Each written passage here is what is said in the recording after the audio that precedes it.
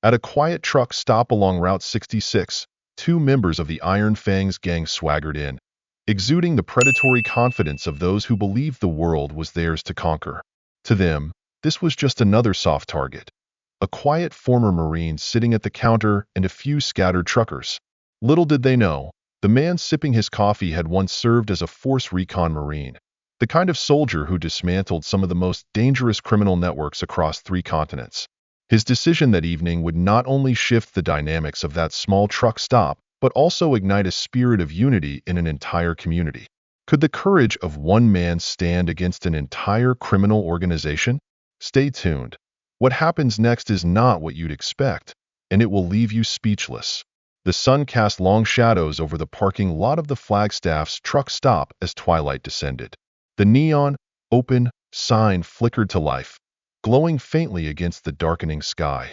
Jack Caldwell sat in his usual spot at the counter, slowly tracing the route on his map. A third cup of coffee rested at his side.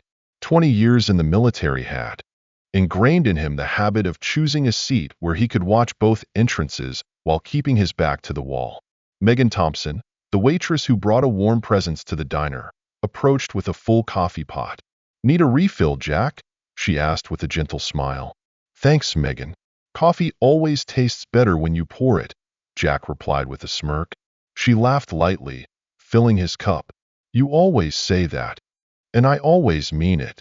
The tranquil evening was shattered by the deafening roar of motorcycle engines. 2 bikes roared into the parking lot, their exhausts reverberating with a grating intensity that made everyone in earshot wince. Jack didn't lift his eyes from the map, but every one of his senses switched to high alert. In the chrome reflection of the coffee machine, he caught sight of 2 men dismounting their bikes. Both wore leather jackets bearing the unmistakable insignia of the Iron Fangs MC. Megan's hand trembled as she placed the coffee pot back on the counter. "Oh no," she whispered. "Linda warned me about them." Jack gave her a reassuring nod. "It's fine, Megan. Just go about your business as usual." The bell above the door jingled as the bikers entered. The taller of the two, his graying beard and steely eyes exuding menace, strode in first. A patch on his jacket identified him as Thompson. His companion, wiry and snake-like, sported a tattoo of a coiled serpent winding around his neck. "Well, isn't this cozy?" Thompson drawled mockingly, his voice dripping with provocation. "What a charming little place." Linda Morrison, the owner of Flagstaff's, emerged from the kitchen. Her face remained composed, but Jack noticed her right hand subtly drop below the counter, reaching for the baseball bat she kept there. "Welcome to Flagstaff's," Linda said evenly. "How can I help you?" The wiry biker, Vince, sneered and leaned against the counter. "Yeah, you can help by emptying the cash register." The other patrons, a few truckers and a family of 3, stiffened in alarm.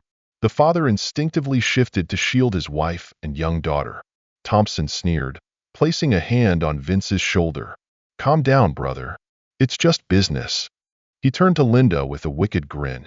"You see, this stretch of highway is now under new management.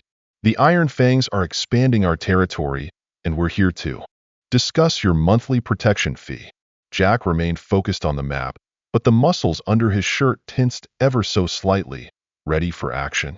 He had seen this type of scenario countless times before, during his years in the military and afterward.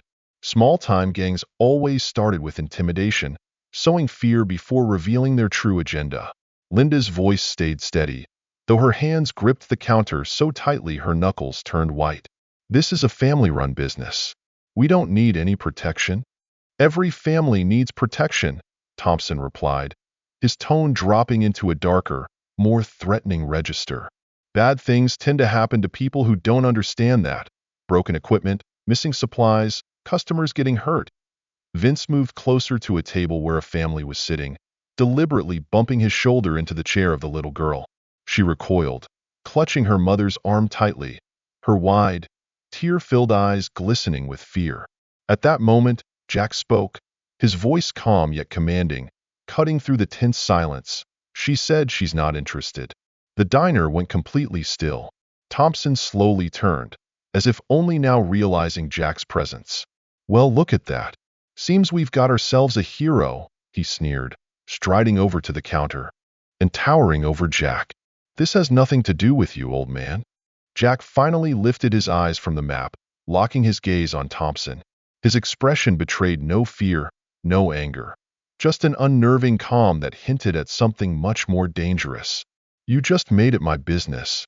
"Oh, yeah?" Thompson leaned closer, his grin full of mockery. "And who do you think you are?" "Just a guy trying to enjoy his coffee," Jack replied, his voice steady. "But I know exactly who you are. Iron Fang's MC, from Arizona, looking to expand your turf. You start with threats at truck stops and diners, then move on to running protection rackets, and eventually drugs." Thompson's eyes narrowed, suspicion flashing across his face. "Seems you know a lot for someone who's supposed to mind his own business." "I know enough to tell you that you're making a mistake." Vince edged closer to Jack, his hand slipping toward his waistband, where the outline of a gun peeked from under his leather jacket.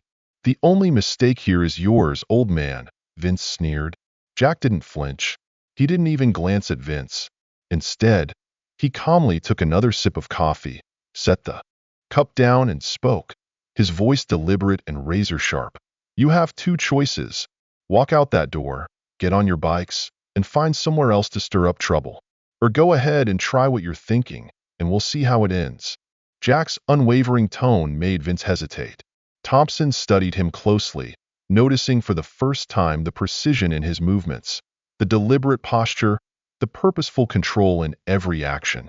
This was a man who had been trained for situations exactly like this. "You're the one making a mistake," Thompson said, though his voice had lost its edge, now tinged with doubt. "This isn't over."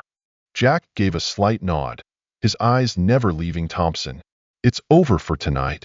Thompson stepped back slowly, his gaze still locked on Jack's. "Let's go, Vince. We'll finish this conversation another time." The two bikers retreated, their heavy boots echoing against the floor as they walked out. Moments later, the roar of their motorcycles erupted as they sped off into the night, leaving the diner in tense silence. The father of the family rose shakily from his seat and approached Jack. His face was still pale, his hands trembling slightly. Thank you so much. I don't know what would have happened if—" Jack gently cut him off, his voice warm yet resolute. "Nothing was going to happen to your family, not here." He turned to Linda, his gaze sharp as a blade. "You should call Sheriff Taylor. Let him know the Iron Fangs are moving into his territory." Linda nodded, her hands still unsteady as she picked up the phone. "They'll come back, won't they?" "Yes," Jack said, his focus returning to the map. "Next time, there will be more of them. But we'll be ready." Megan approached with a fresh cup of coffee, her hands trembling slightly as she set it down. "What are we going to do?" Jack looked up at her, his expression gentle yet firm. "We're going to show them they picked the wrong truck stop, the wrong community, and definitely the wrong veteran to mess with." As night fell, Jack remained in his usual seat at the counter, meticulously planning the next steps. He knew with certainty that the Iron Fangs would return, likely as soon as the following night, and they would bring reinforcements. They couldn't afford to let his defiance go unanswered. It would undermine their efforts to establish control over the territory. But that was precisely what Jack anticipated. His shoulders squared slightly as he sat, his body seemingly at rest yet poised to spring into action at a moment's notice. His hands hovered over the phone as he began making calls to other truckers, men who, like him, were veterans. Men who understood that real strength came from standing together. When the Iron Fangs returned, they would find that Flagstaff's was more than just a truck stop. It was a line in the sand, one that Jack Caldwell and his community would not allow them to cross. Dawn broke over the Flagstaff's truck stop, painting the sky in hues of amber and gold. Jack had spent the entire night on the phone, activating a network of veteran truckers. Now, he sat in his usual spot at the counter, his sharp eyes scanning the room as familiar faces began to file in. Linda, taking the morning shift herself, moved briskly around the diner, pouring coffee for an ever-growing crowd of drivers. Megan, tying her apron, glanced around in amazement. "I've never seen the diner this busy this early," she said, her voice tinged with wonder. Jack nodded silently, his gaze sweeping the room. Sam Archer Johnson, a former Army Ranger turned trucker, sat nearby, casually turning a coffee cup in his hands. 3 tables over, Ethan Blake, a former combat medic, was engaged in a serious conversation with 2 other drivers. None of them were here by coincidence. Linda leaned down to refill Jack's coffee, her voice dropping to a whisper. "Are they your friends?" Jack smiled faintly. "Let's just say we share a common interest, keeping places like this safe." The bell above the door jingled. Sheriff Tom Taylor entered, his broad frame still fit for his 40 years, though his face bore the wear of a demanding career. He walked straight to Jack's table and took the seat next to him. "Heard you had some unwelcome visitors last night," Tom said, accepting the cup of coffee Linda handed him, his expression serious. "Iron Fangs," Jack replied, his gaze fixed on the map in front of him. "2 of them, but there'll be more." "Yeah, I know them," Tom said, grimly. "They're moving up from Arizona, taking over truck stops and turning them into drug distribution hubs. 3 stops have already shut down just this past month because of drug activity." Jack tilted his head slightly, his eyes locking onto Tom. "I thought so. The patches on their vests have a few symbols I recognize from my time in Force Recon. These aren't just small-time criminals." Tom raised an eyebrow. "Force Recon? All this time I thought you were just a truck driver." Jack's lips curved into a faint, dry smile. "Still a truck driver. But before that, I worked with a joint task force on counter-narcotics. I've seen gangs like the Iron Fangs turn peaceful communities into war zones. And now they're here." Tom let out a long sigh, his shoulders sagging slightly. "I've got 2 deputies, Jack. If they come in force, they will come in force," Jack interrupted, his tone unyielding. "But they won't be expecting what's waiting for them." The morning calm was shattered by the roar of engines. Not 2 bikes this time. 6 motorcycles rolled into the parking lot, their chrome gleaming under the sunlight. Thompson led the pack, with Vince close behind. For new riders, unfamiliar faces followed, all wearing the Iron Fangs colors. Inside the diner, the atmosphere shifted. The regular patrons shrank back in unease, but the truckers Jack had summoned remained steady. Sam Archer subtly adjusted his position, his eyes flicking toward the door. Ethan stretched his arms casually, his movements deliberate as he created a buffer around his table. The bikers entered in a pack, their heavy boots thudding against the linoleum floor. Thompson scanned the room, his gaze stopping when he spotted Jack. "Well, you're still here," he said with a sneer, though his confidence wavered slightly when he noticed Sheriff Taylor seated nearby. "Still," he pressed on, his voice laced with defiance. "I brought a few friends. Thought it'd be a good time to continue our conversation about the new management." Jack turned slowly, every movement measured and deliberate. "Nothing's changed since last night. This isn't your territory, and it never will be." A new biker, tall and broad with a shaved head, stepped forward, his fists clenched. "You don't have the authority to say that, old man." "Stand down, Brick," Thompson barked, his eyes scanning the room again, now noticing the unsettling composure of the truckers. Jack's voice cut through the tension, each word deliberate and firm.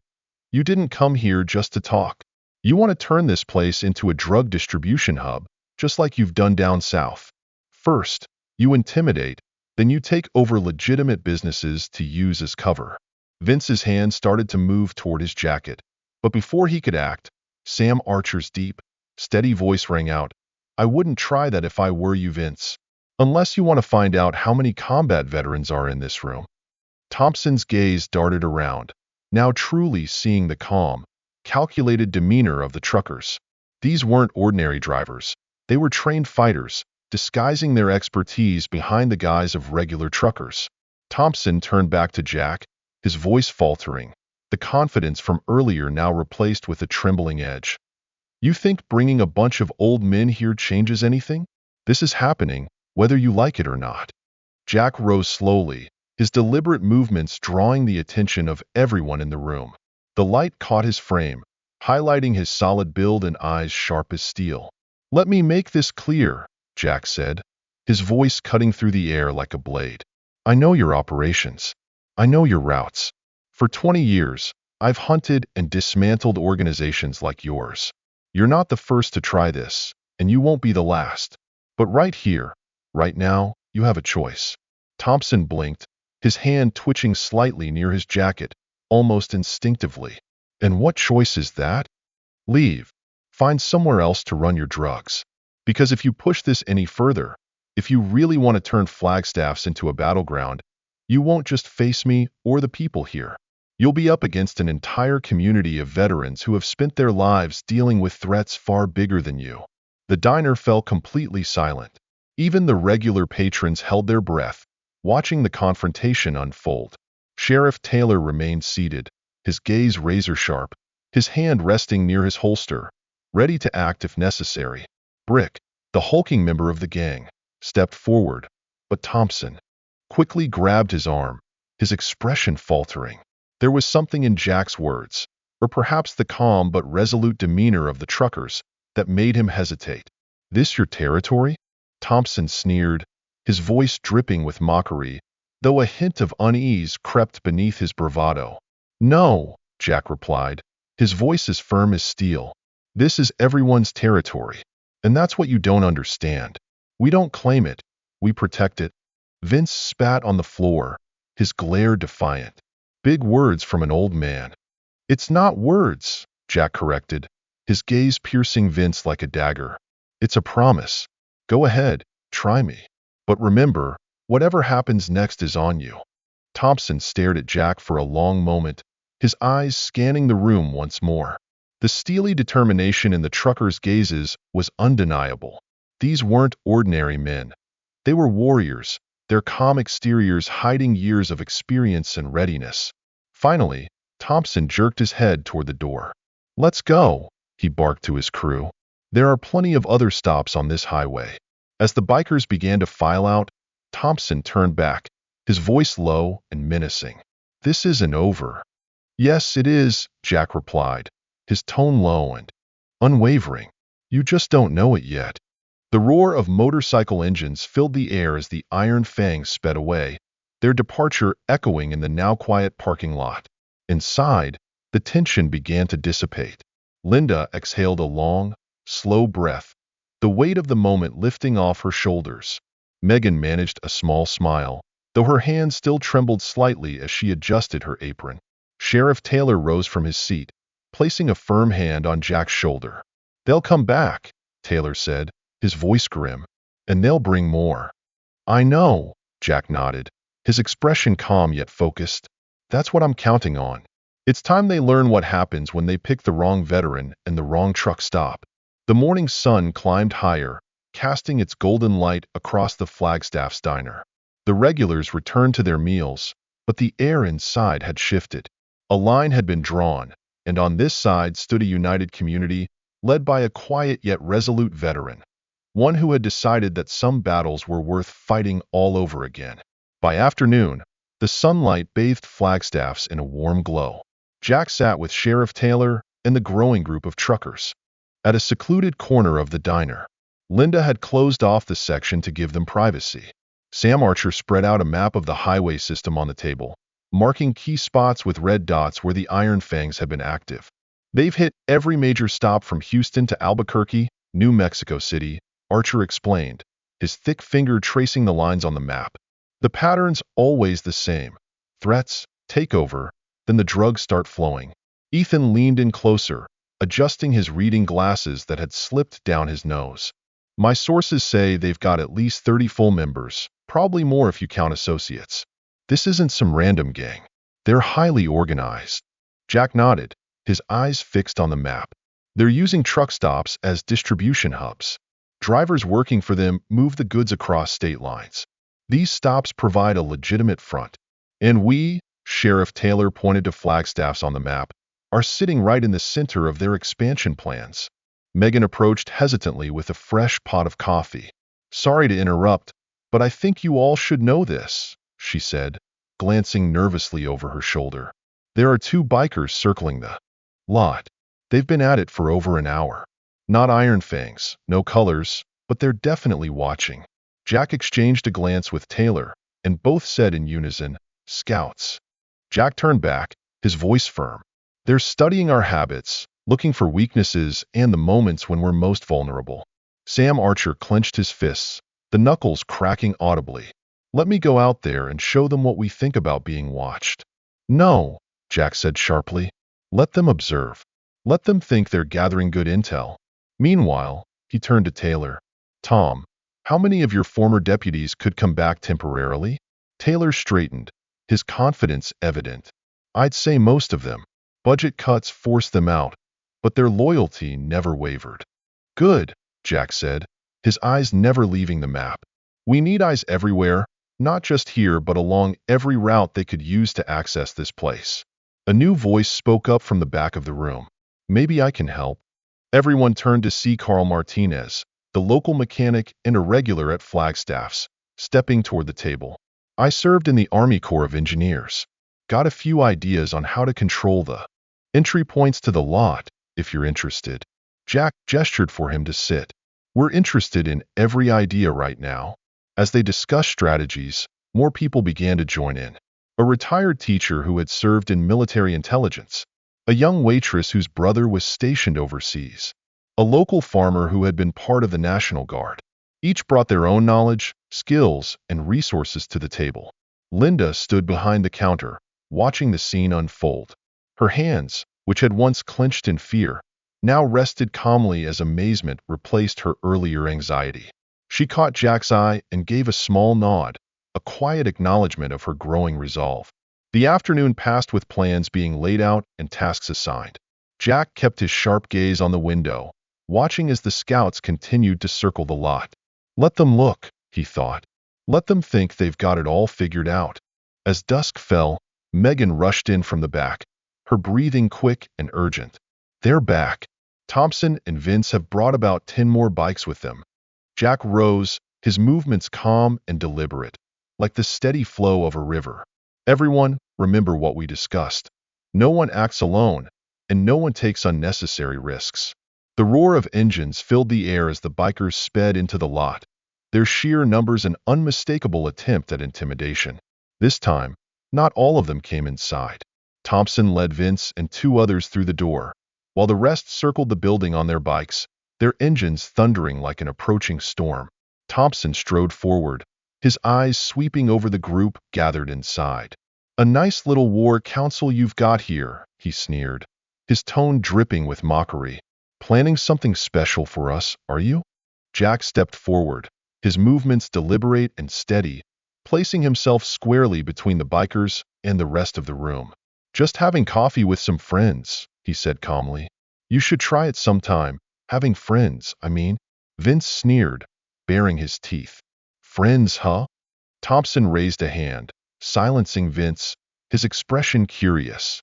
"I asked around about you, Jack Caldwell. Force Recon Marine, anti-narcotic specialist, recipient of the Distinguished Service Cross." Quite the resume. Jack's face remained impassive, his voice steady and sharp. "As a blade, then you know enough to figure out what happens next." Thompson chuckled coldly, though the confidence in his voice wavered. "What happens next is you back down." Jack shifted slightly, his tone cutting through the room like thunder. "No. What happens next is you leave. Find somewhere else to sell your drugs, another place to intimidate."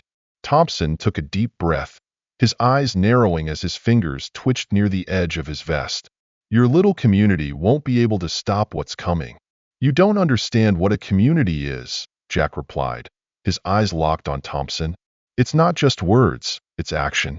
And this isn't about me. It's about everyone here." Vince spat on the floor but didn't take a step closer. "Big talk for an old man." "It's not talk," Jack said firmly, his voice like a spear. "It's a promise. Go ahead, test it. But remember, whatever happens next is your choice." The tension in the room was suffocating, every eye locked on the confrontation. Sheriff Taylor moved silently, his gaze sharp as an eagle's, his hand resting near his holster. Thompson stood frozen, his eyes scanning the room, taking in the calm but dangerous resolve in the faces of the truckers. Finally, he turned away, nodding to his crew. "Let's go," he growled. "There are plenty of other stops on this road." As he stepped out the door, Thompson cast a defiant glance back over his shoulder. War it is. Hope you're ready for it. Jack didn't flinch, his voice cold and unyielding. We're ready. The roar of motorcycle engines filled the air as the Iron Fangs departed, leaving behind a heavy silence. Sheriff Taylor approached Jack, placing a hand on his shoulder.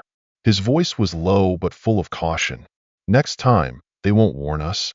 There'll be no words, just action. Jack nodded, his eyes razor-sharp as they focused on the map spread out on the table. Good. The louder they get, the more evidence we'll have to take them down. As night fell, the lights in the parking lot blazed brightly. Jack stood by the window, watching as Carl Martinez and his crew completed the installation of additional floodlights. Concrete barriers had been placed to control entry points, and security cameras were mounted at strategic locations, covering every angle with precision. Sheriff Taylor joined him, his gaze following the floodlit lot. Your counter-narcotics experience is proving invaluable, he remarked. Jack nodded, his tone resolute. Cut off their ability to surround us. Force them into a position we control. Inside the diner, the atmosphere was tense but carefully managed. Sam Archer and Ethan stationed themselves near the entrances, their eyes sharp and ready. Other truckers spread out across the diner, strategically occupying key positions. Linda stood behind the counter, her expression both anxious and determined. Are you sure about this, Jack? She asked quietly. We could call in the state police, shut down for a few days. Jack shook his head, his eyes never leaving the window. That's exactly what they want. Force you to close, then strike when you're vulnerable. No, we face them here, now, on our terms. The rumble of motorcycle engines began faintly in the distance, growing louder with each passing second. Jack glanced at his watch. The hands had just passed midnight. Right on time, he murmured. Megan, who had refused Jack's advice to leave, moved closer to Linda behind the counter. How many do you think they've brought? She asked nervously. Before Jack could answer, the roar of engines shattered the stillness, shaking the air around. The diner. Wave after wave of motorcycles filled the parking lot. 10 at first, then more, until nearly 30 bikes surrounded the building. Their riders revved their engines loudly, creating a thunderous display of intimidation. Thompson led the main group inside through the front door, flanked by Vince and Brick, while the rest of the Iron Fangs lingered outside, filling the air with the acrid scent of leather and exhaust fumes. Some carried chains, while others revealed baseball bats partially hidden beneath their jackets. Well, this is quite the welcome, Thompson said loudly, his eyes scanning the room. But it doesn't change anything. Jack stepped forward, his calm demeanor standing in stark contrast to the gang's aggressive energy. This is your last chance to walk away. Thompson laughed, a deep, mocking sound echoed by his crew. Walk away? Look around, old man. You're outnumbered, outgunned, and out of time. This stop belongs to us now. Numbers don't decide the outcome, Jack replied evenly. You should know that. Vince sneered, yanking a chain from his belt. Let's see if that theory holds up. Everything that followed seemed to slow down. Vince swung his chain, but Jack moved instinctively, his body reacting. With the precision of years of combat training, he stepped inside Vince's reach, redirecting the chain away while sweeping his leg and sending Vince crashing to the floor. The chain hit the ground with a sharp metallic clang. The diner erupted into chaos. Brick charged forward but was immediately stopped by a hammer-like punch from Sam Archer. Ethan and 2 other truckers quickly dealt with the nearest threats, their movements coordinated and precise. These weren't random brawlers. They were trained fighters working as a unit. Thompson drew a knife, but before he could act, Sheriff Taylor's calm, commanding voice cut through the commotion. I wouldn't do that if I were you. Taylor stood firm, his gun already drawn and aimed. Unless you want to add assault with a deadly weapon to your list of charges. Some of the Iron Fangs tried to push forward, but they were stopped by the tightly organized defense. The veterans Jack had called in moved with military precision, ensuring the safety of the civilians. Megan and Linda, though hidden behind the counter, remained composed, recording everything on their phones. Outside, the wail of sirens pierced the air, signaling the arrival of deputies and state police who had been stationed nearby. Trapped in the confined space of the diner, the Iron Fang's numerical advantage became irrelevant. "You planned all of this," Thompson growled, realizing too late that Jack had set them up. Jack nodded slightly. "Like I said, numbers don't win battles. Strategy does." The fight ended quickly. Several gang members were subdued, while others hesitated, disoriented by the escalating situation and the approaching sirens. Thompson glanced around, watching his advantage dissolve before his eyes. "This isn't over," he snarled, retreating toward the door. "Actually, it is," Taylor replied, his voice steady. "We've got both ends of the highway blocked. No one's leaving until this is sorted out." Thompson's face twisted with rage. "You think this stops here? We've got people you don't even know about, operations you can't touch." Jack gave a faint smile. "Thanks for the confession." Realizing his mistake, Thompson lunged at Jack, but Jack sidestepped smoothly, using Thompson's momentum to throw him to the ground. Jack pinned him face down, locking his arms behind his back. "Like I said," Jack murmured, holding him steady, "you picked the wrong man to mess with." State police stormed the diner, quickly securing the scene. The gang members, now stripped of their arrogance, were disarmed and handcuffed. Evidence was collected, statements were taken, and the first phase of Jack's plan was complete. "This was never just about protecting the truck stop, was it?" Taylor asked, watching as the Iron Fangs were escorted away. Jack shook his head. "We had to draw them out, force them to show their hand. Now we have a legitimate reason to investigate their entire operation." Linda approached, surveying the minor damage to the diner. "So, is it over?" "Not yet," Jack replied, his eyes following the last police car as it pulled away. "This is just the beginning. Now we take down their entire organization. But at least Flagstaff's is safe for now." The parking lot gradually returned to its usual calm, the roar of motorcycles replaced by the familiar hum of truck engines. Megan began cleaning up the small messes left behind from the scuffle, while Sam Archer and the others reorganized the diner. Jack returned to his usual spot at the counter, accepting a fresh cup of coffee from Linda. He sat quietly, calm and composed, as if the night's events had been just another day. Every detail had been meticulously planned, a tactical operation disguised as a simple act of defense. The Iron Fangs thought they were taking on one old veteran, but they had walked straight into a trap laid by someone who had dismantled far bigger and more dangerous organizations. "You knew they'd come with a larger force," Taylor said, standing beside Jack. "And you knew they'd try to overwhelm us with numbers." Jack nodded, his gaze steady. "People like them are predictable. They only know how to solve problems with brute force. Once you understand their mentality, they're easy to manipulate." As the first rays of dawn broke over the horizon, Flagstaff's had survived its first major battle. But everyone knew the war wasn't over. Somewhere out there, the Iron Fangs were regrouping, preparing for a fight they couldn't win. Morning light streamed through the window of Sheriff Taylor's office. Jack stood before the evidence board, his eyes scanning carefully. Photos of captured Iron Fangs members covered one corner, while a map of suspected drug routes dominated the rest. Deputy Wilson entered, updating the board with fresh intel from the night's arrests. "Thompson isn't talking," Taylor said, walking in with 2 cups of coffee in hand. "But Vince is." Amazing how a few hours in lockup can change someone's loyalty. Jack accepted the coffee, his gaze never leaving the board. "What did he say?" Jack took the cup of coffee, his eyes never leaving the evidence board. "What did he give up?"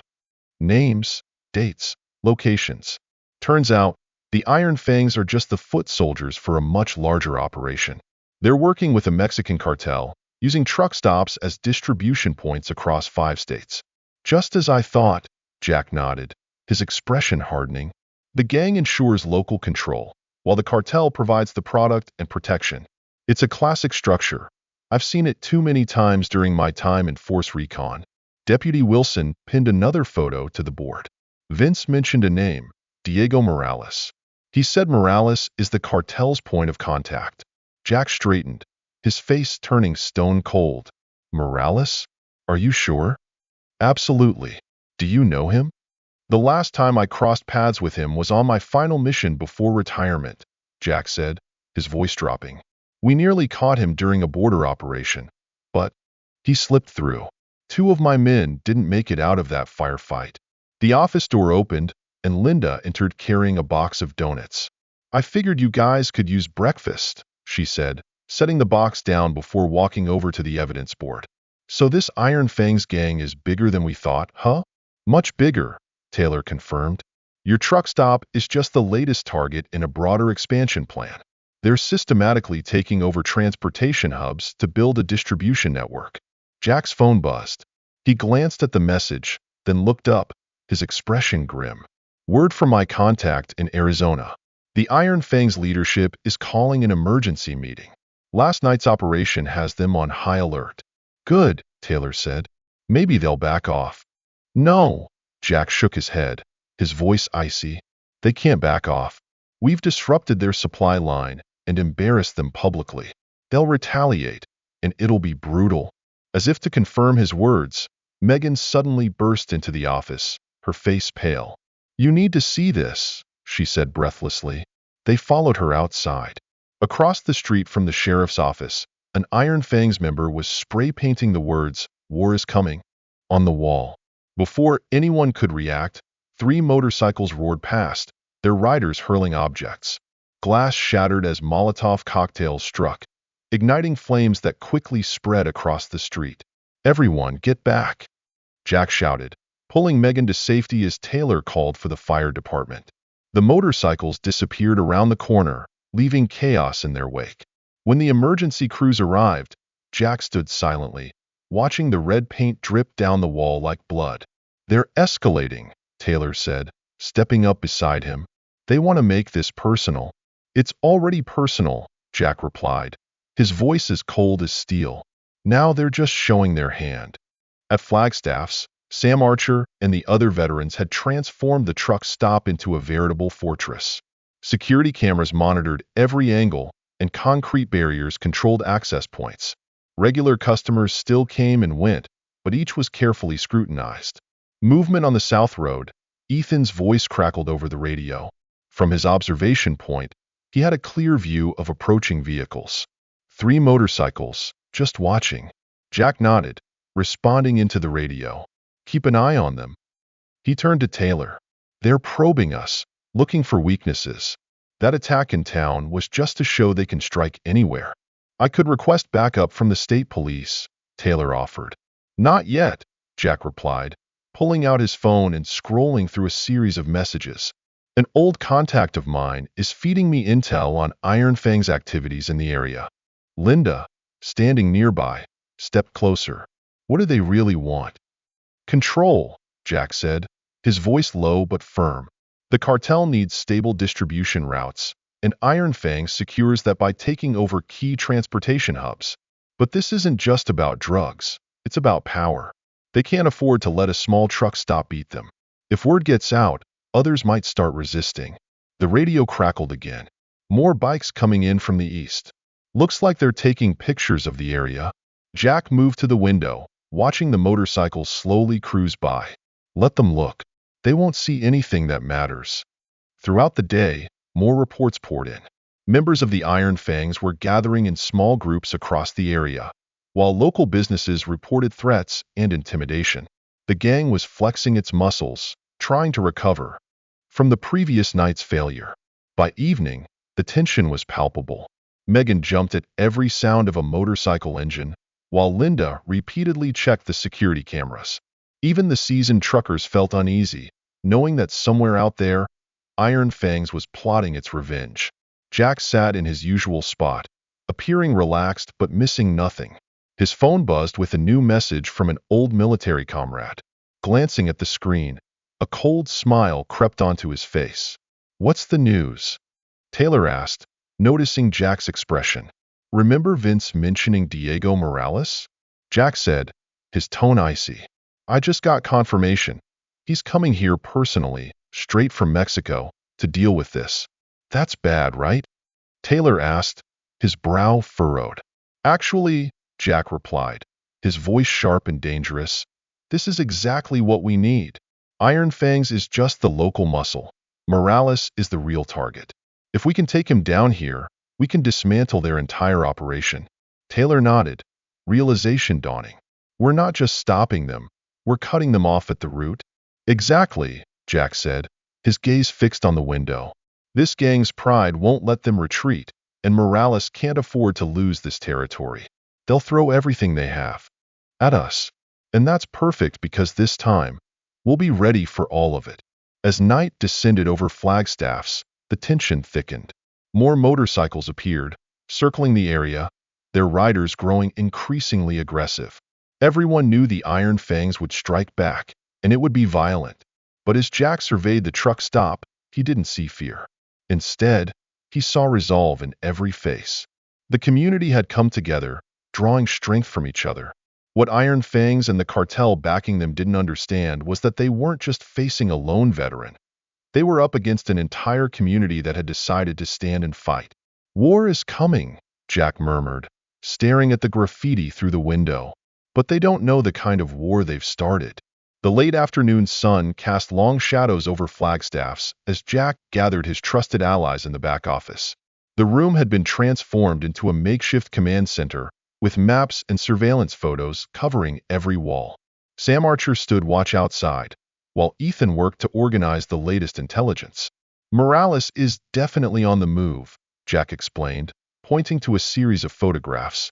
Our contact spotted him crossing the border yesterday. He's traveling with a small security team, trying to keep a low profile. Sheriff Taylor leaned in, studying the images closely.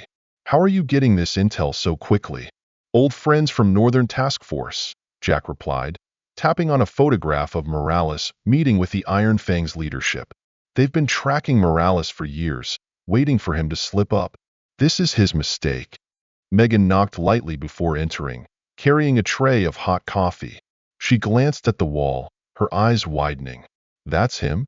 The cartel boss? Jack nodded. Diego Morales. He started as a low-level enforcer and clawed his way to the top. Now he controls a drug network across 3 states. Iron Fangs is just his latest move to expand his territory. And he's coming here. Megan's voice trembled as she carefully set the coffee down. He has to, doesn't he? Absolutely, Taylor interjected. We've disrupted his operations and humiliated his men. In his world, that demands a personal response. The radio crackled to life with Sam Archer's voice. Heads up, 2 SUVs with Arizona plates circling the area. Can't see the drivers. Jack moved to the window, spotting the dark vehicles cruising slowly past. Scouts. They're making sure the area is secure before Morales arrives. Linda entered, her expression tense. Mike from the truck stop off Highway 40 just called. Iron Fangs showed up this morning. They threatened to burn the place down if he doesn't shut it down. They're isolating us, Jack explained, his voice as cold as steel, cutting off support from other stops in the area. Classic cartel tactics. Taylor's phone buzzed. He checked the message, his face darkening. State police just found one of my deputies beaten near a gas station. They left a message. Either we back off, or more people get hurt. Jack's jaw tightened, his fists clenching. They're escalating, trying to force us into making a mistake. He turned to his allies, his tone resolute. This is the point where things get dangerous. They'll keep pushing, keep hurting people until we either give in or react recklessly. What do we do then? Megan asked, gripping her coffee cup so tightly her knuckles turned white. Stick to the plan, Jack replied, his voice firm. Let them think they're in control. Meanwhile, he pulled out his phone, showing a series of messages. My contact is tracking Iron Fang's movements. They're rallying their forces, calling in members from other chapters. But that's not the key point. He pointed to a specific message. Morales isn't just coming to deal with us. He's bringing a major shipment. He wants to prove that nothing can interfere with his operations. Taylor straightened, his eyes lighting up. You're sure about this? Absolutely. He's arrogant, believes his own myth. The idea that a small truck stop could resist him. He needs to prove his dominance. Ethan, who had been quietly studying the evidence board, spoke up. If he's carrying a shipment, that means federal jurisdiction. Exactly, Jack nodded. DEA, FBI, the whole alphabet soup. But we need to catch him in the act. If he just shows up to make threats, we'll have nothing. The radio crackled to life. More bikes coming in from the south. Looks like they're setting up observation points. Jack nodded again. Let them watch. Everything they see will be exactly what we want them to see. Linda crossed her arms, her gaze fixed on Jack. And what about my customers and staff? I can't put them in danger. Everything's been accounted for, Jack assured her, his eyes steady. When it starts, legitimate customers will be evacuated. We're working with the state police to issue an evacuation order. Let them think we're pulling back. And after that? Megan asked, her wide eyes betraying her nerves. After that, Jack turned to Taylor, his voice low but resolute. We set the trap. He paused, his gaze sharp as a blade. But first, we need to send a message. Let them know that hurting your deputy was a mistake. Taylor's expression darkened. What kind of message? The kind that makes them furious, that throws them off balance, Jack replied coldly. Morales is too smart, too calculated. We need Iron Fangs to push him into action before he's ready. As they discussed strategy, SUVs continued to cruise past the truck stop. Inside one of the vehicles, a man spoke softly into his phone, reporting his observations to someone higher up. Unbeknownst to him, every move he made was being recorded, every detail documented and added to the growing pile of evidence. As night fell, more motorcycles began to gather around flagstaffs. The Iron Fangs grew bolder, their presence increasingly overt, as if they wanted everyone to feel the pressure and understand that resistance was futile. But in the back office, Jack and his team continued refining their plan. The walls were now covered with photographs and connections, the picture of Morales' operations becoming clearer with each passing hour. Remember, Jack told the group as they prepared to execute the next phase, everything over the next few days has to look natural. They need to believe they're in control, that their threats are working. And what if something goes wrong? Megan asked, clutching her notebook tightly. Jack narrowed his eyes, his gaze turning ice cold. Then we switched to the contingency plan. But there won't be mistakes, because this isn't just about fighting for one truck stop. We're fighting for every community these people have terrorized. As the meeting ended, Jack stayed behind in the office, staring at the photographs of Morales. 20 years ago, he had almost captured the man at the border. Now, fate had handed him another chance, but this time he had something even better than military support. United community standing against a common enemy. The radio crackled again. More bikes incoming. Looks like they're gearing up for something big. Good, Jack replied, his voice low but resolute. So are we. The first attack came just before midnight. A dozen Iron Fangs roared into the nearly empty parking lot of Flagstaffs, their motorcycles moving in tight, deliberate formation. Security cameras captured their every move as Jack and his team watched from inside. It's starting, Jack murmured, his eyes glued to the monitors showing the riders deploying into tactical positions around the building. Thompson wasn't among them. He was still in custody, but Vince, recently released on bail, led the group. They dismounted in unison, pulling out chains, baseball bats, and other weapons. Vince strode toward the front door, his face twisted into a mocking grin. Come on out, old man, he shouted. Time to settle this once and for all. Inside, Linda gripped a baseball bat tightly, her hands trembling. Megan crouched behind the counter, her phone recording everything. Sam Archer and Ethan flanked the doors, while the seasoned truckers held defensive positions in the dining area. Jack stood motionless in the center of the room, his eyes steady. Remember, he reminded everyone, his voice calm but firm. Let them make the first move. Everything has to be clear-cut self-defense. The tense silence shattered as bricks crashed through the windows, scattering glass everywhere. Vince's voice rang out over the chaos. This is what happens when you mess with the Iron Fangs. From the shadows, more riders emerged, increasing their numbers to nearly 20. They began assaulting the building, smashing windows, and spray-painting threats on the walls. Hold your positions, Jack ordered as a few truckers shifted as if to retaliate. Not yet. Sheriff Taylor's voice came through the radio. We're in position.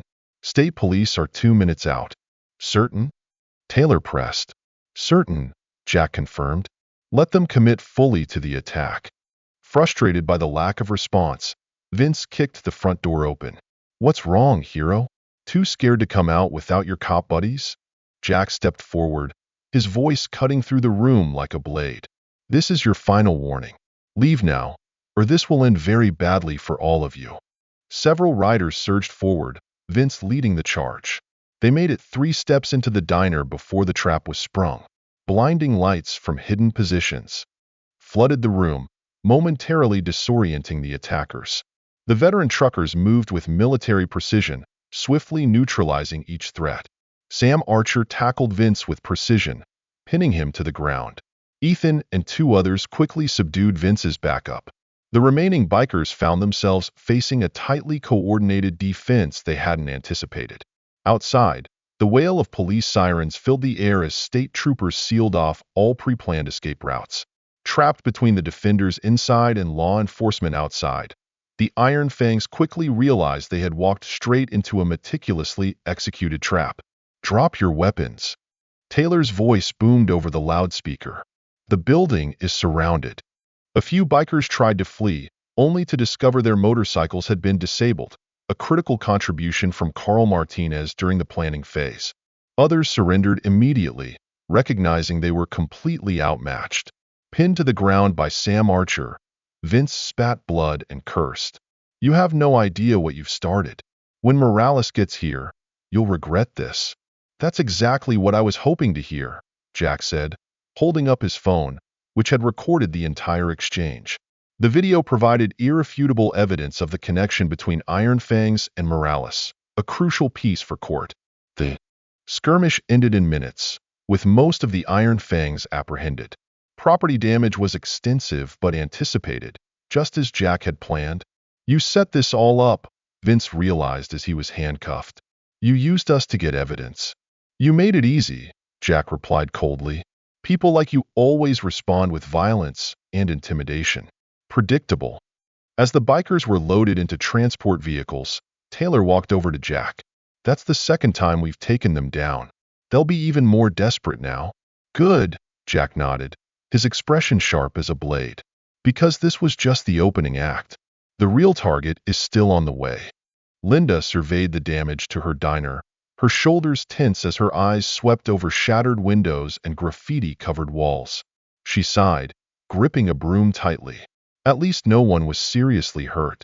But they'll come back, Megan whispered, her hand trembling as she continued recording the aftermath on her phone. And this time, they'll bring more people.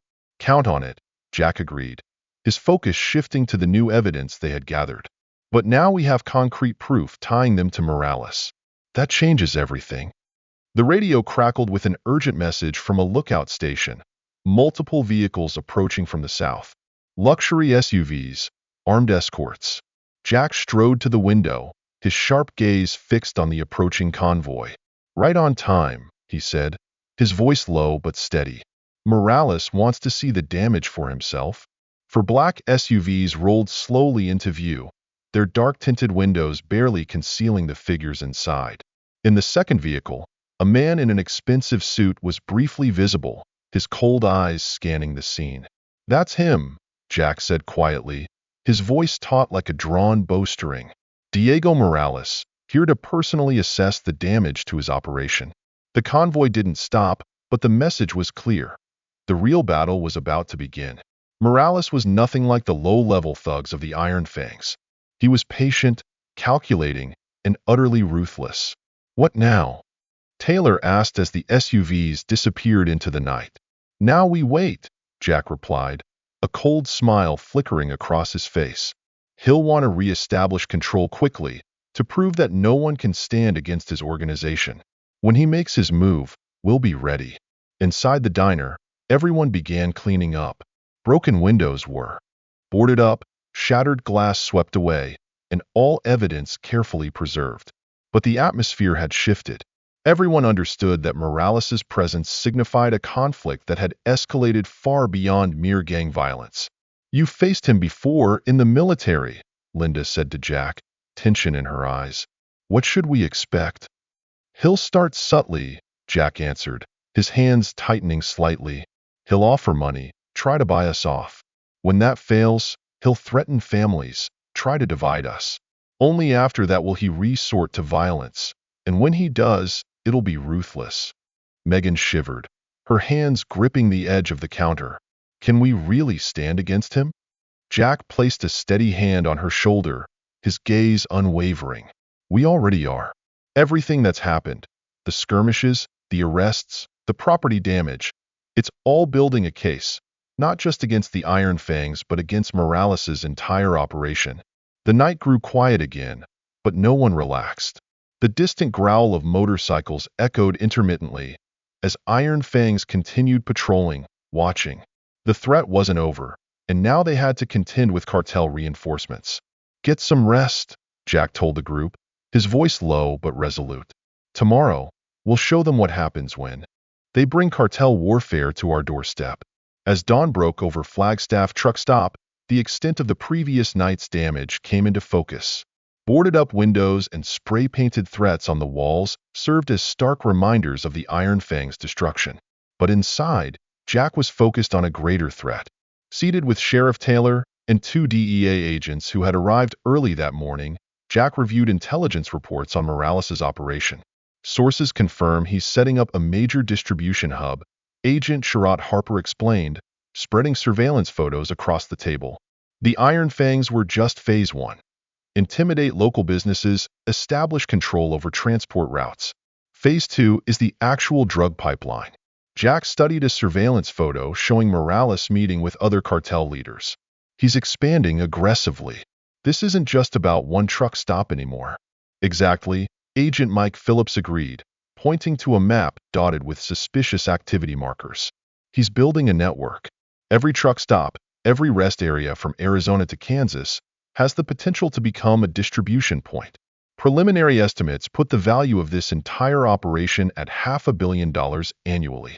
Taylor let out a low whistle, his expression thoughtful. No wonder he came here, himself to handle the situation. It's not just about money, Jack interjected, his eyes hard with determination. Morales has to protect his reputation. If word gets out that a small truck stop stood up to him and won, others will start doing the same. And we can't let that happen, Harper concluded. This might be our best chance to take him down. The meeting was interrupted as Sam Archer rushed in, urgency written all over his face. Movement on the southern road. 3 black SUVs, just like last night. Everyone moved to the window, their gazes fixed on the approaching convoy. This time, they weren't just passing through. The vehicles pulled into the parking lot, positioning themselves in a defensive formation. Men in expensive suits stepped out, the bulge under their jackets betraying concealed weapons. It's starting, Jack said quietly, his tone steady. Remember, let them make the first move. Morales was the last to step out, his custom-tailored suit and confident stride exuding authority. He was shorter than Jack had expected, but every movement radiated the control of someone accustomed to holding all the power. The cartel leader entered Flagstaff's, flanked by 4 bodyguards.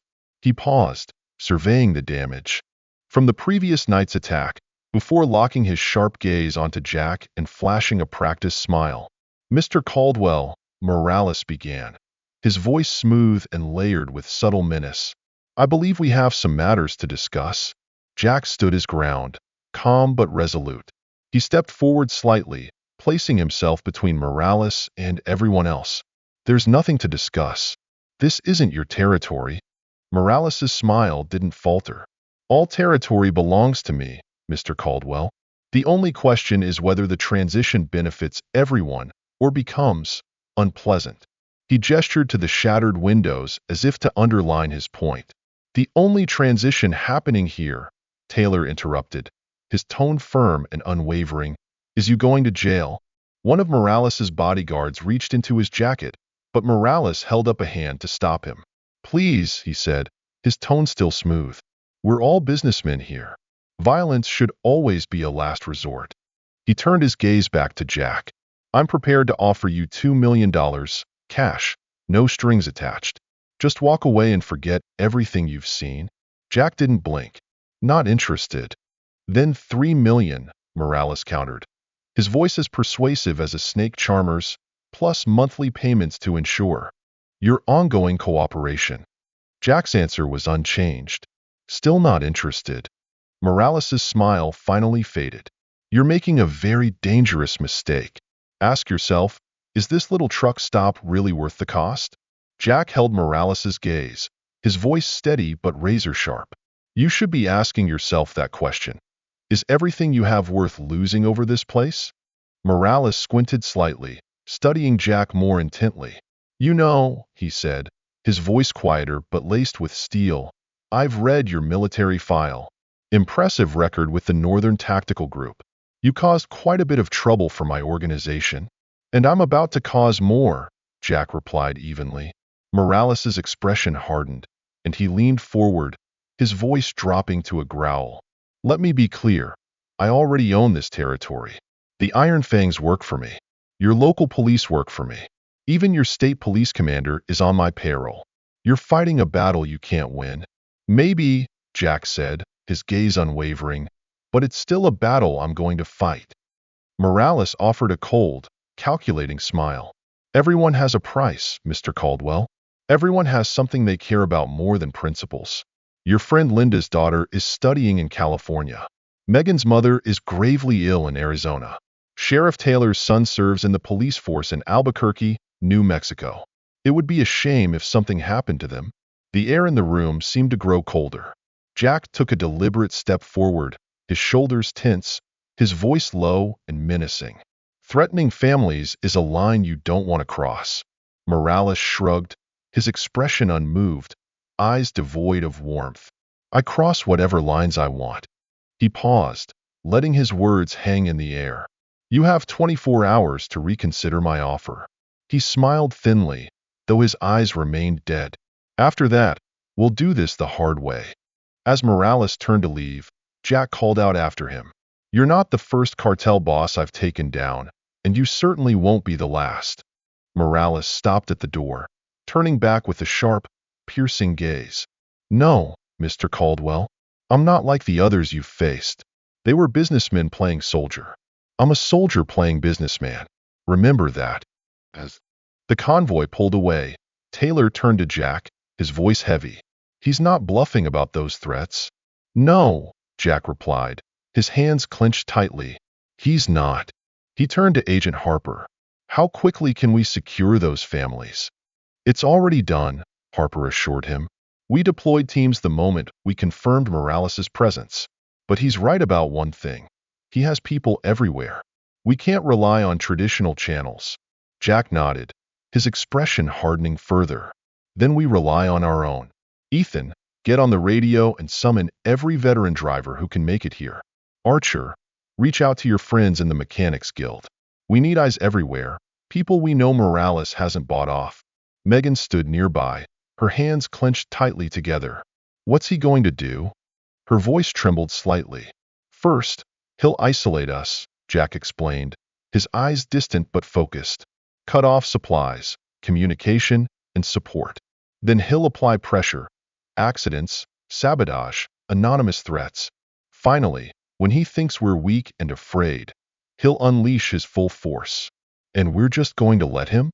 Linda asked, her lips pressed into a thin line. We're going to encourage him, Jack said. Every step of his plan has to look like it's working. He has to believe we're falling apart, turning on each other. That's when he'll get careless. That's a dangerous game, Agent Phillips said, his tone grave, concern etched into his features. These aren't street thugs like the Iron Fangs. These are professional killers. I know exactly what they are, Jack replied, his voice filled with unyielding resolve. That's why this ends here. Morales isn't just threatening us. He's threatening every community along his distribution routes. If we don't stop him now, how many more families will he destroy? Throughout the day, everyone worked tirelessly to prepare. Veteran drivers arrived in steady groups, bringing their skills and resources. Carl Martinez and his team of mechanics installed hidden cameras and sensors. Ethan set up a secure communication network. The truck stop slowly transformed into a fortress, but one that wasn't immediately obvious. As night fell, more Iron Fangs appeared, circling the area with increasing boldness. But everyone knew the real threat came from Morales's professional killers, lurking somewhere, patiently waiting. 24 hours, Taylor said, approaching Jack, who was seated at the counter. Do you think we're ready? Jack checked his phone, reading the latest updates from the communication network. We're ready. The question is, are they ready for what's coming? Do you really think this plan will work? Fooling them, making them think they're winning? It has to work, Jack replied, his eyes never leaving the screen. Because if it doesn't, he let the sentence trail off, his expression grim. As the night grew darker, the roar of motorcycles grew louder, echoing ominously. The tension was palpable. A storm was about to break. Morales had made his threats, set his deadline. Soon, very soon, everything would erupt at Flagstaff truck stop. But this time, Jack and his team weren't just defending a business. They were dismantling a cartel. And every move had to be flawless. When dawn broke, the pressure immediately escalated. The first wave came in the form of cryptic phone calls to Linda's suppliers. Orders were suddenly canceled. Delivery issues arose without explanation. By mid-morning, fuel trucks were being stopped at highway checkpoints by officers demanding paperwork verification. Jack sat at his usual spot, his sharp eyes noting each step in Morales's campaign of isolation. He muttered to Taylor, who stood nearby, right on schedule. He's cutting off our supply lines first, trying to starve us out. What do you mean? Megan asked, refilling Jack's coffee. It's not just about starving us, Jack explained, his fingers tapping rhythmically on the counter. He's showing us how much control he has, how many people he's bought. Every canceled order, every blocked truck. It's all a message. Sam Archer's voice crackled over the radio. More Iron Fangs are setting up checkpoints at both highway exits. They're turning trucks away, claiming Flagstaff's is shut down for health violations. Taylor glanced at his phone, his tone heavy. Just got word. State health inspectors are en route. I'm guessing they'll find serious issues. Of course they will, Jack nodded, his eyes cold. Morales is thorough. He'll use every legal channel before resorting to violence. That makes it harder for us to prove criminal intent. Linda emerged from her office, her face pale, her hands trembling as she clutched a piece of paper. The bank just called. There's an issue with our business loan. They're threatening to call it in by the end of the week. He's very good, Agent Harper admitted as she joined them, her expression grim, using legitimate vulnerabilities to apply pressure, making it all look like unrelated issues. It's hard to prove coordination. Jack stood, calling everyone closer. This is just the beginning. Next, it'll be personal pressure, anonymous threats, minor accidents, anything to make us feel isolated and vulnerable. Just then, Megan's phone buzzed. She checked it, her hands trembling. Someone sent me a picture of my mom. They're watching her. Linda held up her own phone, her face ashen. I got one too. A picture of my daughter. The message said we should think carefully about our loved ones before it's too late. Taylor's radio buzzed with more reports. Iron Fangs were gathering at every truck stop within a 50-mile radius, delivering a clear message to Flagstaff supporters. Stay away or face the consequences. He's trying to break our spirit, Jack explained, his shoulders tense, to make us feel completely isolated, facing insurmountable pressure. Ethan entered, carrying a laptop, his face grave. You need to see this. He opened the screen, revealing a live stream from a hidden camera. Iron Fangs members were systematically vandalizing cars in town, but only those belonging to Flagstaff's regulars. He's sending a message to our customers, Taylor growled, his fists clenched. Stay away or suffer the consequences. Jack checked his watch. 14 hours left until Morales's deadline. He's going to keep escalating, making every hour feel longer and heavier. By afternoon, the pressure intensified. The health inspector arrived and cited serious violations, threatening to shut down the diner. Tax auditors showed up at Linda's home. Megan's mother called, her voice shaking, recounting how someone had broken into her house, leaving nothing stolen but clear signs they could come back anytime. We should call the state police, Taylor suggested as reports of intimidation poured in. We can't trust them, Agent Phillips reminded, his eyes narrowing. At least not until we know who's clean and who's on Morales' payroll. Jack convened his core team in the back office. Standing straight, his hands resting firmly on the table, his intense gaze swept across the room. This is textbook cartel strategy. I've seen it before. They isolate, intimidate, and then offer a way out. Right now, everyone supporting us is paying the price. Soon, Morales will make another offer, probably through intermediaries. He'll promise to make it all stop if we back down. And if we don't? Linda asked, her hands unconsciously gripping the arm of her chair. Then comes stage 3, direct action, Jack said, his voice unwavering. But he'll wait. He wants to make sure we're broken, desperate for a solution. Sam Archer's voice crackled over the radio. Movement on the southern road. Looks like the entire Iron Fang's crew is headed this way. Everyone rushed to the windows. A seemingly endless line of motorcycles appeared, led by Thompson, recently released from jail. The engines roared, their thunderous noise a deliberate attempt to crush hope, as the convoy formed a tight circle around the truck stop, like a giant snake coiling around its prey. Look at the patches on their jackets, Jack said, pointing at the convoy, his eyes sharp and unyielding. Different chapters. Morales has called in every Iron Fangs member from 3 states. The riders maintained a tight formation, their engines roaring incessantly, a constant, grinding noise that echoed like a warning. Occasionally, one of them would break from the circle to harass any customer daring to approach Flagstaff's. As night fell, the black SUVs belonging to Morales returned, moving slowly this time, deliberately ensuring everyone saw them. He's watching, Jack observed, his voice low but piercing, evaluating how we respond to the pressure.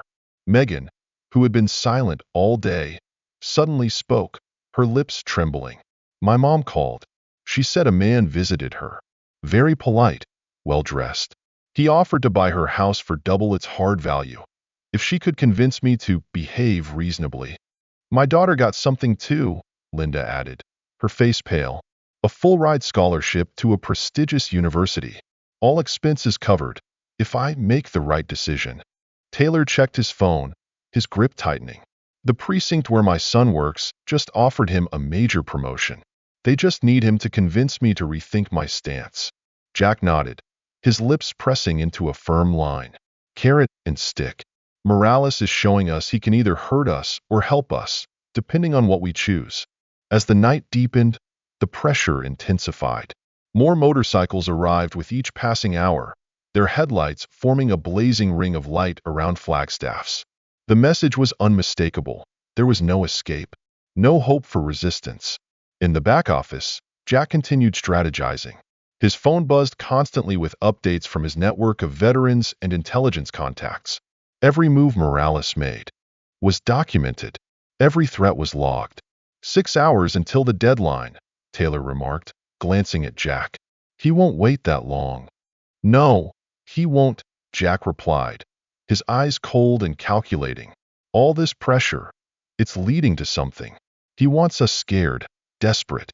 And then, before he could finish, every phone in the room vibrated simultaneously. Each screen displayed the same message, a generous cash offer accompanied by surveillance photos of their loved ones going about their daily lives. The threat was unmistakable. Take the money or risk everything.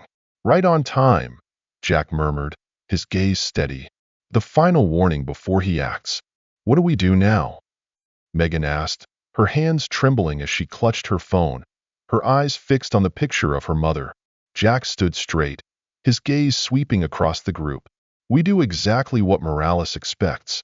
We look scared. We act like we're desperate. We make him believe his plan is working perfectly. And then? Linda asked, her lips pressed into a tight line. And then, Jack said, a cold smile flickering across his face, we spring the trap. He thinks he's breaking us.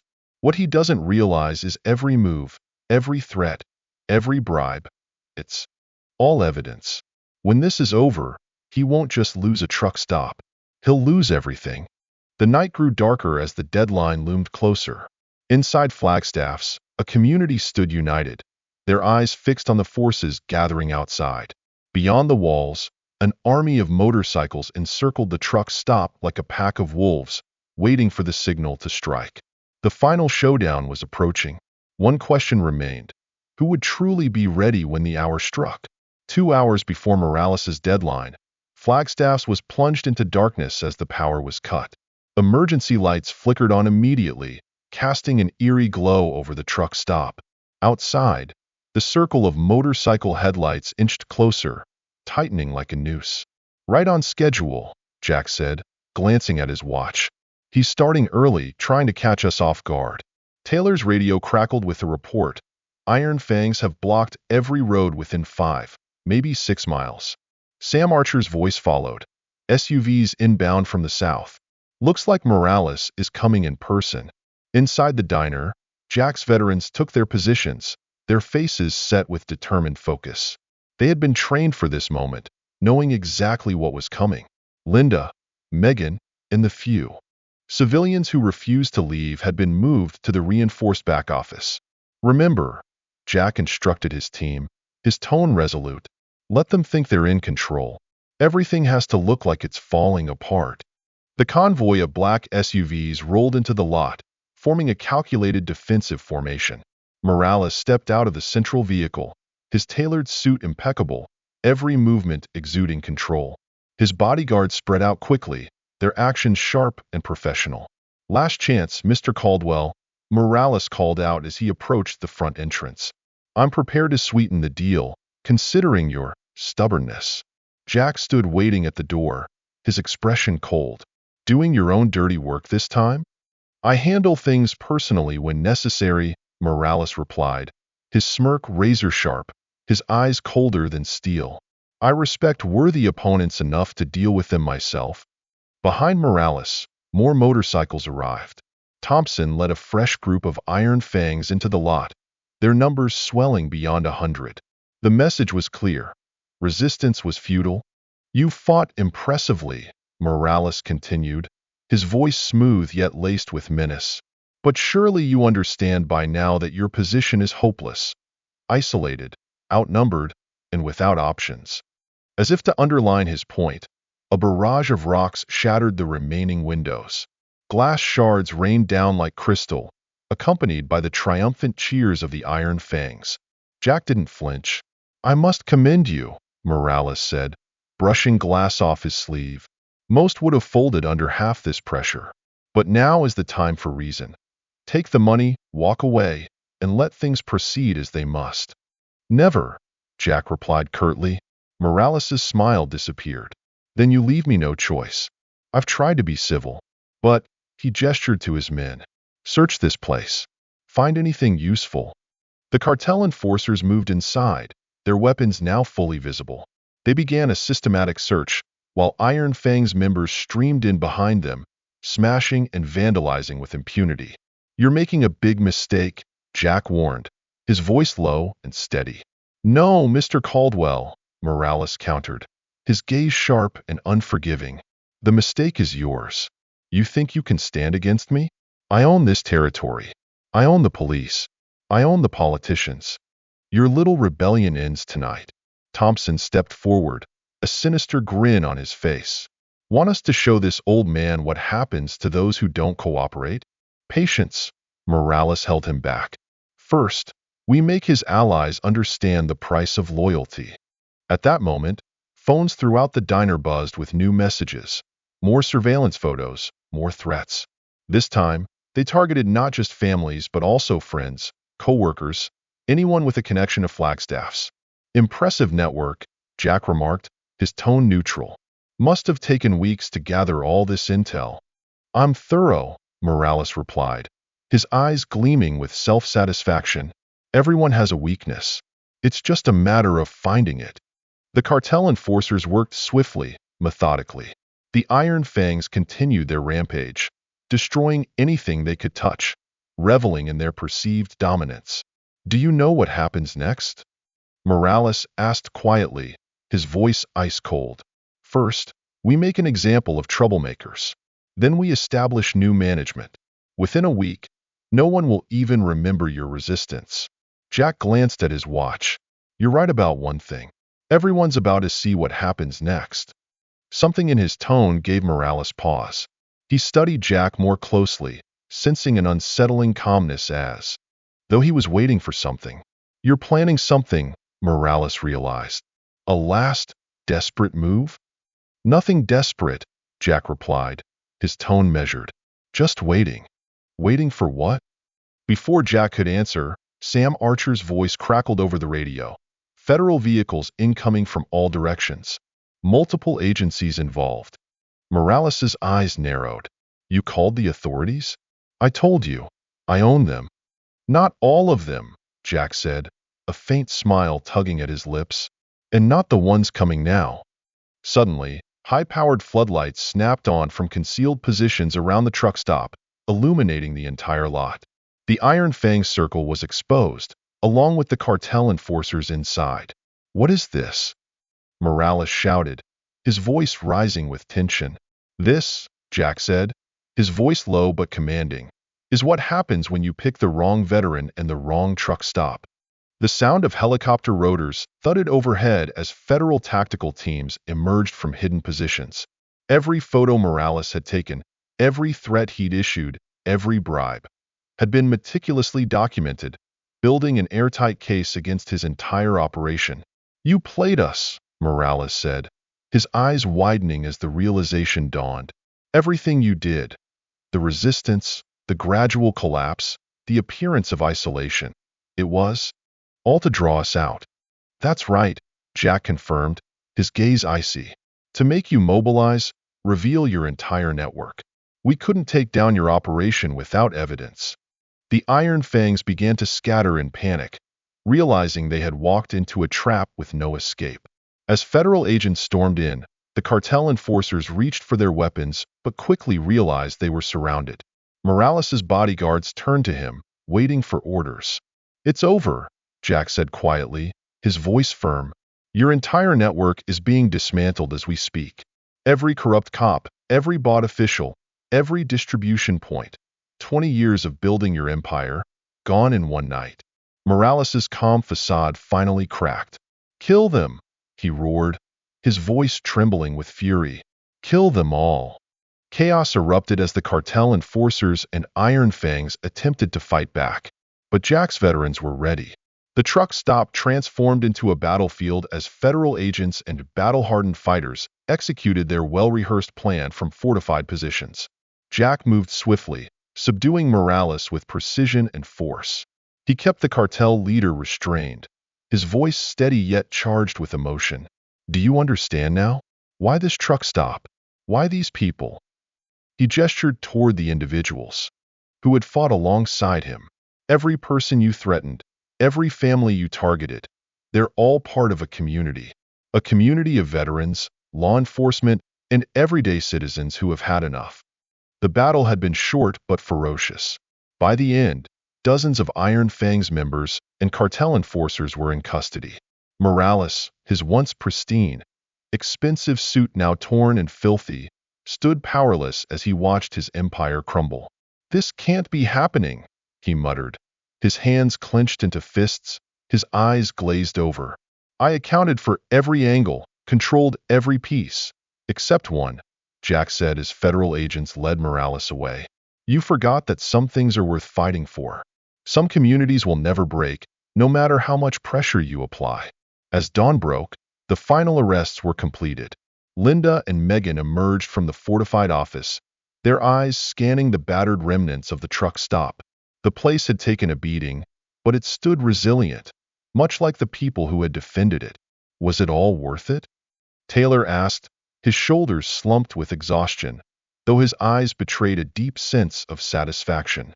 All the risks, all the damage? Jack glanced around, his gaze landing on the individuals who had stood together, willing to risk everything to take down a criminal empire. Ask them, he replied quietly, his voice resolute. Ask every town, every truck stop that no longer has to live under Morales's shadow. The sun climbed higher, casting its light over the parking lot, where federal agents dismantled what remained of Morales's operation. A new day had begun at Flagstaff Truck Stop, a day without threats, without fear. All because a gang had chosen the wrong veteran at the wrong truck stop. As sunlight streamed through the windows, Jack sat at his familiar spot at the counter, holding a steaming cup of coffee. DEA agent Harper approached, a stack of notes in her hand. "The final numbers are impressive," she said, her tone admiring as she flipped through her notebook. 87 Iron Fangs members, 23 cartel enforcers, and Morales himself. Not to mention we've dismantled his entire network. Corrupt officials are falling like dominoes. Jack nodded, taking a measured sip of his coffee. How far did his influence reach? 3 state police commanders, dozens of local officers, 2 judges, even a state senator, Harper replied, her expression somber. Morales wasn't lying about his power. But the evidence we've gathered, she shook her head in disbelief. Every threat, every bribe, every illegal order. It's all documented. Linda approached with a fresh cup of coffee, carefully avoiding the federal photographers documenting the scene. "So, it's really over?" she asked, her hands gripping the cup tightly. "The immediate threat is gone," Jack confirmed. "But there's still work to do. Organizations like this don't vanish overnight." Taylor entered, his face weary but satisfied. "Just got word from Albuquerque, New Mexico City. They found Morales' main stash. Enough drugs to supply 3 states for a month. Street value estimated at over $50 million. And that's just one location," Harper added. "We're uncovering more every hour. This operation isn't just about arrests. It's exposing an entire system of corruption and smuggling." Megan, who had been surveying the damage inside the diner, approached cautiously. "I still can't believe it. All the threats, the pressure. It was terrifying. But you knew, didn't you? You knew it would end like this." Jack set his coffee down, his gaze steady. "I knew it could end like this. If everything went according to plan. Morales had a playbook. Intimidate, isolate, escalate. Once we understood that, we could turn it against him. By letting him think his plan was working, Taylor realized. Every time he thought he was breaking us, he was actually giving us more evidence. But the plan only worked because everyone played their part," Jack said, his tone firm. "The fear had to look real. The pressure had to seem like it was working." Sam Archer's voice crackled over the radio. "More federal vehicles incoming. Looks like the FBI leadership wants to see this operation firsthand." Through the window, they saw a convoy of official vehicles approaching, the sleek, black SUVs radiating the authority of the federal government. "Get ready," Harper advised. "They'll want statements from everyone. This case is going to make waves." As if to underscore her point, news vans began to arrive, setting up around the perimeter. The story of how a small truck stop became the centerpiece of dismantling a criminal empire was spreading. "What about the Iron Fangs?" Linda asked, her eyes following the gang members being loaded into transport vans. "Most of them will take plea deals," Harper explained. "They'll provide testimony against Morales' operation in exchange for lighter sentences. That gang is finished. After this, no one will want to wear their colors." Jack stood, moving to the window. Outside, federal teams were examining the sophisticated surveillance system Carl Martinez had helped install. Every camera, every sensor had played a crucial role in building the case. 3 days after Morales' arrest, Flagstaff truck stop was still buzzing with activity. Federal agents had set up a temporary command center in the parking lot, coordinating raids across 3 states. Jack sat at his usual spot at the counter, his eyes following another group of detained officials being processed. "That's the 3rd sheriff today," Taylor said, stepping up beside Jack. His expression was stern but tinged with satisfaction. "Morales' network runs deeper than anyone imagined. It's not just sheriffs," Agent Harper added, spreading a stack of fresh documents across the counter. "We've uncovered connections to shipping companies, trucking firms, even customs officials. He had people everywhere." Jack scanned the documents, his brows furrowed in concentration. He spent years building this, all of it, patiently and methodically. Every route, every official, every step. He paused, his voice low and firm. And it all came crashing down because he couldn't ignore one small truck stop. Megan approached, carrying a fresh cup of coffee. "You're not kidding," she said, placing the cup in front of Jack. One truck stop brought down an empire. Sam Archer's voice crackled over the radio. Heads up, media vehicles approaching from the north. Looks like all the major networks this time. Through the window, they could see a convoy of news vans rolling in. The story had exploded overnight. How the resistance of a small truck stop had exposed a sprawling criminal empire. Everyone wanted the full story. They're calling it Operation Flagstaffs, Harper said, glancing at her phone. The Justice Department is turning it into a flagship case. Every prosecutor wants a piece of it. Linda emerged from her office, where she'd been meeting with contractors. Just got the repair estimates, she announced, exhaling in relief. The insurance company is being surprisingly cooperative. Looks like they want to be on the right side of this story. Smart move, Taylor quipped, a wry grin tugging at his lips. No one wants to be seen as the one holding up the recovery of the truck stop that took down a cartel. More federal vehicles arrived, this time carrying senior officials from Washington. The case had grown far beyond anyone's expectations. Each arrest brought new revelations, new connections, and more evidence of corruption. Latest update from the FBI task force, Harper reported, scanning her phone. We've seized over $200 million in assets, bank accounts, real estate, businesses. Morales had legitimate holdings all over the country. Jack nodded, his eyes fixed on the documents spread across the counter. Classic cartel strategy, he said, his tone steady. Build a legitimate empire to mask the criminal operations. Ethan walked in, carrying a stack of fresh intel.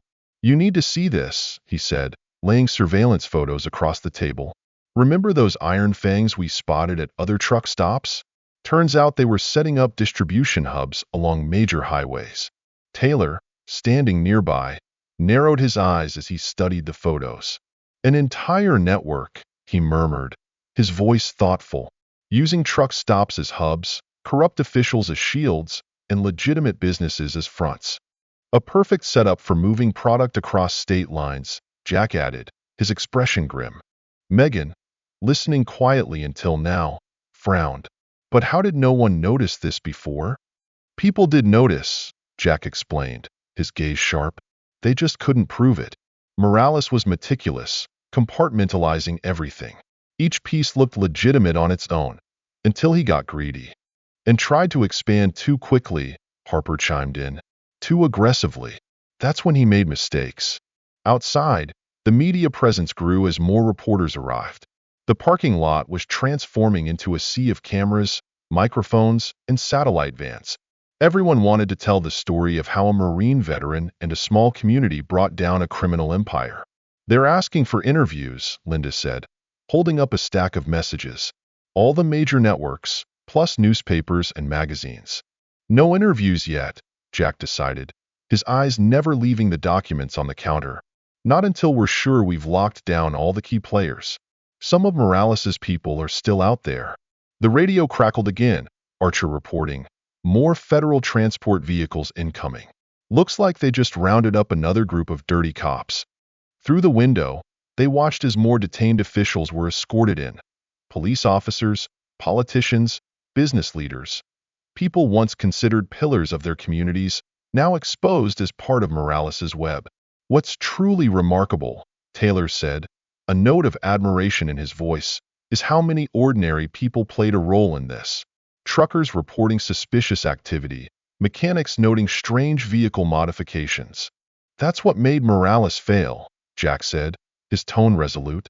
He could buy off officials, corrupt systems, but he couldn't buy the silence of an entire community. The evidence is overwhelming, Harper agreed, flipping through the files. Between the surveillance footage, financial records, and witness testimonies, we've got enough to put him away for life. A commotion outside drew their attention. Federal agents were escorting Thompson and several high-ranking Iron Fangs leaders from transport vehicles for further questioning after new evidence had surfaced. They're turning on each other now, Taylor observed, his tone laced with both relief and irony. Every gang member, every corrupt official, they're all scrambling to cut the best deal. That's how these cases work, Harper explained. The first to talk gets the best deal. And now, everyone is talking. Inside the diner, contractors had begun preliminary repairs. The place still bore the scars of battle, but progress was visible. Every pane of glass replaced, every piece of equipment restored, stood as a symbol of recovery. "I just found something else you should see," Ethan called out to Jack, waving him over to his laptop. "I've been analyzing the financial records. Morales wasn't just using the truck stops to distribute drugs. He was laundering money through them." Jack leaned in, his eyes scanning the numbers and flowcharts. "A sophisticated operation," he murmured, his voice thoughtful. "Using legitimate businesses to clean dirty money, then reinvesting it into even more legitimate assets. Building his empire layer by layer. And now it's all coming down," Harper said, satisfaction evident in her tone. "Every business, every account, every connection. We're taking it all." The day unfolded with more evidence surfacing, more arrests being made, and more details about Morales' operations coming to light. What had started as a stand against local intimidation had become one of the largest takedowns of organized crime in history. Megan, standing by the window and watching the ceaseless activity of federal agents, shook her head in disbelief. It's hard to believe this all started because two bikers thought they could bully a Marine veteran. "That's often how these things start," Jack replied with a slight shrug. "Someone thinks they can intimidate their way to power without realizing they've picked the wrong opponent." As evening descended, the Federal Command Center at Flagstaff's buzzed with new developments. More raids were being planned, more warrants executed. The collapse of Morales' empire was sending shockwaves through the criminal underworld, shaking even organizations not directly tied to him. And at the heart of it all remained Flagstaff Truck Stop, a small business that had become a symbol of resistance against organized crime. A week after Morales' arrest, the federal presence at Flagstaff's had shifted from a tactical operation to a sprawling investigative hub. Over the past week, a torrent of revelations had laid bare corruption and criminality on a scale even veteran investigators found staggering. Jack sat with Agent Harper, his eyes fixed on the report in his hands as she provided the latest updates. "The numbers are astonishing," Harper said, flipping through a folder of documents. "Over 300 arrests across 5 states. Nearly $500 million in assets seized. 42 corrupt officials, including 3 judges and a state senator. And we're still uncovering more." Jack flipped through surveillance photos, his brows furrowing as he studied images of Iron Fang's members apprehended at distant locations. "They're running out of places to hide." "That's the best part," Taylor interjected, setting his coffee mug on the table. "Every time we catch one of them, they give up 2 more. The whole network is collapsing like a house of cards." Sam Archer's voice crackled over the radio. "Heads up, another convoy coming in. Looks like the DEA's hauling in more seized evidence." Through the window, they watched large trucks roll into the temporary federal hub, carrying loads of confiscated drugs and cash. What had begun as a small act of defiance against a local gang had grown into one of the most significant organized crime takedowns in history. Megan brought over fresh coffee, her expression still tinged with awe as she glanced outside. "It's unbelievable how many lives this has touched. Every person who was threatened, every business that was extorted. And now they're all speaking up." "They are," Harper confirmed. "We've got witnesses from truck stops across 3 states. Everyone Morales threatened, everyone Iron Fangs intimidated. They're all telling their stories now." Linda approached with a stack of freshly printed newspapers. "We're on every front page," she said, laying them down on the counter. "Truck stop takes down crime empire. Marine veteran exposes massive corruption." "They're calling this the biggest organized crime takedown since Al Capone." "The media's missing the point," Jack said, his gaze distant as he stared out the window. "They want to turn this into a story about one person, one act of defiance. But it was never just about that." "Exactly," Taylor agreed, his tone reflective. "It's about the community.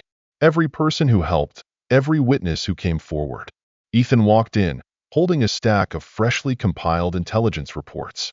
"Just got an update from the FBI task force," he said, spreading the documents across the table. "They've traced Morales' connections all the way back to Mexico. The cartel leaders are in chaos, scrambling to distance themselves from this mess." "Of course they are," Jack replied, his gaze sharp and unyielding. No one wants to be associated with a failure this monumental. Morales didn't just lose his entire operation. He exposed vulnerabilities in the entire cartel structure. Outside, more media vans arrived, turning the parking lot into a forest of cameras and microphones. Reporters clamored for interviews, eager to tell the story of how a small truck stop brought down a crime empire. There's more, Harper added, pulling up files on her laptop. Remember those threatening photos Morales' men used to intimidate people? We're using them to identify more gang members. Every attempt to intimidate is becoming evidence against them. The radio crackled with Sam Archer's voice. Another arrest underway. State police just caught the last Iron Fangs group in Arizona. Jack moved to the window, his eyes fixed on the new suspects being escorted in. His expression was resolute. They never understood what they were truly fighting. They thought they could break people one by one without realizing they were uniting an entire community against them. Nearby, Megan, her eyes wide, asked, "How many are left? How many of Morales' people are still out there?" "Not many," Harper answered, her lips pressing into a firm line. "And those who are left can't trust anyone. Every former ally is now a potential informant. Their world is shrinking fast." A commotion outside drew everyone's attention. Federal agents were escorting a group of former highway patrol officers in handcuffs, once part of Morales' network of protection. "That's the last of the corrupt highway patrol group," Taylor observed, a flicker of relief in his eyes. "The ones who monitored drug shipments and blocked investigations. We've reopened all the suspicious activity reports they buried," Harper added. Inside the diner, repair work was progressing rapidly. Insurance payouts, combined with federal aid for businesses affected by major operations, were funding the restoration. Every newly replaced window and repaired piece of furniture stood as a testament to resilience. "Found something else," Ethan called, waving Jack over to his computer. "Remember those transport companies we suspected? I just got their real records." Jack leaned over, his eyes scanning the figures and connections on the screen. "He wasn't just moving drugs," Jack said, his tone cold and deliberate. "He was trafficking weapons, stolen goods, even people." Morales built an entire underground logistics network, using legitimate businesses as fronts and corrupt officials as shields. "It was a perfect system," Harper said, her eyes sharp. "But now, it's evidence. Every connection, every transaction, it's all building the case." As the day wore on, more arrests were made, more evidence processed, and more details about Morales' operations came to light. The ripple effects extended far beyond Flagstaff's, reaching deep into networks well beyond Morales' direct control. "You know what really satisfies me?" Taylor said, watching another group of suspects being brought in. "Seeing all these once arrogant people realizing they've completely lost. All their power, their influence gone." "Pride," Jack responded, his expression steady. "It's always their weakness. They get so used to being untouchable, they forget no one is truly invincible." Linda approached, carrying a stack of newspapers. "Other truck stops are speaking out now," she said, placing the papers on the counter. "They're sharing their stories about being threatened and forced to cooperate with Morales' organization." "That's the real victory," Jack said, his eyes scanning the headlines. "Not just taking down a crime empire, but showing people they don't have to live in fear." As evening fell over Flagstaff Truck Stop, the Federal Command Center remained bustling with activity. New raids were being planned, more arrests carried out. The investigation sparked by Morales' downfall had expanded, reaching into other states and touching additional criminal organizations. Harper stared at her phone, scrolling through updates with a look of astonishment. "Just got word from Washington," she said, her tone tinged with surprise. "They're forming a special task force to handle all the connections we've uncovered. This case could trigger nationwide investigations." Jack nodded, idly turning his coffee cup in his hands. His gaze drifted out the window, where federal agents were still hard at work. What started as a stand against local intimidation has exposed corruption far deeper than anyone imagined. "Hard to believe all this started because two bikers thought they could bully a veteran," Megan said, her eyes following the headlights of federal trucks pulling away. "That's how empires often fall," Jack replied, his voice low and steady. Someone gets overconfident, picks the wrong fight, and everything they built crumbles. The sun dipped lower, casting a warm orange glow over Flagstaff truck stop. Though daylight was fading, the work was far from over. Each passing hour brought new revelations, more arrests, and additional evidence of the staggering depth of corruption. 2 weeks after Morales's arrest, Flagstaff truck stop was finally beginning to return to normalcy. The massive federal presence had dwindled, replaced by a smaller, permanent task force. The parking lot, once crowded with government vehicles, was now filled with regular freight trucks. Yet, the scars of recent events were still visible. Newly installed windows and freshly painted walls spoke of repair, but the air carried a palpable sense of resilience, unity, and triumph. Jack sat in his usual spot, reading morning updates alongside Agent Harper. Linda served breakfast to a mix of regular truckers and federal agents, a blend of old routine and new alliances. Final numbers just came in from Washington, Harper said, sliding an official report toward Jack. 427 arrests across 5 states. Nearly $700 million in assets seized. 38 corrupt officials apprehended, including a state senator. We've also identified connections to cartels in 12 other states. Not bad for 2 weeks' work, Jack remarked, taking a sip of his coffee. Taylor walked in, his shoulders more relaxed and his face showing a rare ease after the intense days behind them. Just got word from the Justice Department, he announced with satisfaction. Morales is cooperating. He's spilling everything about the cartel's cross-border operations. Harper nodded, her eyes fixed on the documents before her. Smart move. He's facing multiple life sentences. Cooperation is his only play. Megan approached, carrying a tray of coffee.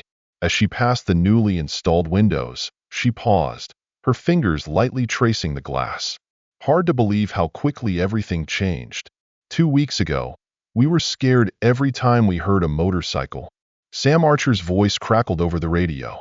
We've got a group of motorcycles approaching from the south. But this one's different, they're orderly.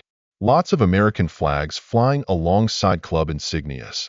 Through the window, everyone watched as a convoy of motorcycles came into view. Unlike Iron Fangs, these riders moved in a tight, disciplined formation. The American flags billowing in the wind sent a clear message of distinction. They're the group I called in, Jack explained, his eyes never leaving the scene outside. Veterans who ride together. They're here to help establish a new presence on the highways, ensuring nothing like Iron Fangs happens again. Linda, standing nearby with her arms crossed, raised an eyebrow. So, we're replacing one motorcycle gang with another? Not a gang, Jack corrected, his voice firm. This is a community. These people serve the country, and now they're serving their communities. It's a world of difference. Inside, repairs were nearing completion. The freshly installed windows gleamed in the morning sun, reflecting the diner's revitalized state. A fresh coat of paint covered the scars of battle, leaving only the small federal command post in the corner as a reminder of the tense days that had passed. Found something interesting, Ethan called from his laptop, gesturing for Jack to come over. I'm analyzing the final data from Morales's operations. Iron Fangs was just the beginning. He had plans to take over every major transport route in the country. Jack leaned forward, his eyes locked on the screen. His brow furrowed slightly as the significance of the numbers became clear. Ambitious, he said, his voice low and deliberate. If he'd succeeded, he would have controlled most of the drug distribution routes east of the Mississippi. Instead, he lost everything, Harper replied, her eyes gleaming with satisfaction. His entire organization dismantled. Allies in prison or on the run. Every connection to the cartel exposed. Taylor's radio crackled to life. My deputies just caught a few more former Iron Fangs trying to sneak out of state. The gang's finished, Taylor said, his shoulders relaxing. Their reputation is in ruins. The remaining members are either in jail or desperately trying to disappear. Megan stood nearby, her gaze fixed on the window where federal agents processed more evidence. What's truly incredible, she said, is how everyone came together. It wasn't just law enforcement or veterans. Even ordinary people stood up against the intimidation. Jack nodded. his eyes meeting Megan's. That's what Morales could never understand. He thought fear was strength. But sometimes, fear unites people against you. Linda approached, holding a stack of papers. Other truck stops are reopening, she said, a faint smile on her lips. Communities that used to live under gang threats are taking back their spaces. I just got an update from Arizona, Harper said, scrolling through her phone. The cartel has completely abandoned Morales. They're calling him a liability, a mistake, and cutting all ties. Of course they are, Jack replied, his tone icy. He didn't just fail, he exposed their vulnerabilities. Every connection, every method, every route, they're all out in the open now. Outside, the veteran riders had settled in, their presence immediately creating a calmer atmosphere at the truck stop. Familiar customers began returning, smiles replacing the apprehension that had once lingered on their faces. Latest update from the FBI task force, Taylor said, glancing over a report. They're using our operation as a model to launch similar investigations at other transportation hubs suspected of cartel influence. This isn't just about one truck stop anymore, Harper said, her gaze steely. What happened here has changed how we approach organized crime. Ethan walked in, holding a fresh stack of documents, his eyes scanning the notes as he spoke. More updates, he said, his voice steady. Former Iron Fangs members are continuing to turn on each other. Corrupt officials are scrambling for deals, and cartel operations nationwide are suddenly under intense scrutiny. Megan, standing nearby with a coffee tray in hand, tilted her head slightly, her gaze distant. Remember how it all started, she said quietly. Just two bikers who thought they could bully a veteran. They made a common mistake, Jack replied, his voice firm and measured. They thought they were fighting one man. They never realized they were taking on an entire community. As the day wore on, more positive reports poured in. Other communities were organizing, inspired by Flagstaff's example. The veteran riders had begun regular patrols, ensuring the highways remained free from gang influence. I just received this, Harper said, setting a new intelligence report in front of Jack.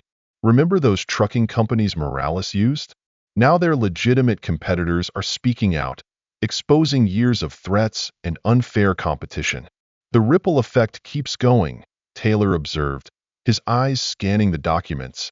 Every rock we turn over uncovers more corruption, more connections. Linda stood nearby, a cleaning rag in her hands, her eyes following the regulars now filling the diner. The atmosphere had returned to its familiar warmth. Do you think it's really over? She asked, her voice tinged with doubt. This chapter is, Jack answered, his gaze steady on hers. Morales' organization is shattered. Iron Fangs are dismantled. But there will always be others who try. Now, we know how to fight back. Not just here, Harper added, her tone resolute, but everywhere. What happened at Flagstaff's has changed the way we fight organized crime. As evening settled in, Jack stood by the window, his eyes on the parking lot, where trucks, federal vehicles, and veteran riders mingled. The truck stop, once a small business, had become a symbol of resistance against organized crime. You've done more than just take down a cartel, Harper said, standing beside Jack, her voice steady yet filled with admiration. You've shown people they don't have to live in fear. Communities can come together and win. That's the real victory, Jack replied, his voice resolute. Not just defeating one criminal group, but changing how people think about standing up to them. 1 month after Morales' arrest, Flagstaff Truck Stop hosted a community gathering. The parking lot was packed with trucks, motorcycles ridden by veterans, and local families celebrating their victory against organized crime.